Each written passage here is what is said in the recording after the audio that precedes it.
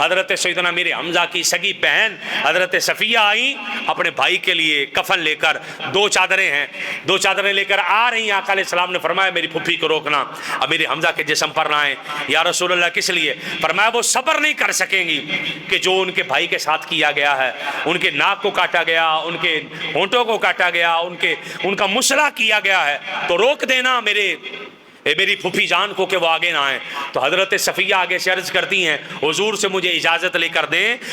مجھے پتا ہے میرے بھائی کے ساتھ کیا کیا گیا ہے، اللہ نے ہمیں صبر دے رکھا ہے، اللہ نے ہمیں ہمت دے رکھی ہے۔ اور آ کر حضرت صفیہ نے اپنے بھائی کے جسم کو دیکھا اور چادر لے کر آئیں، دو چادریں لے کر آئی ہیں حضرت سیدہ صفیہ رضی اللہ تعالیٰ عنہ۔ ایک چادر سے حضرت سیدنا میرے حمزہ کو کفن دیا گیا، اور جب آپ کے چہرے پر کفن ڈالتے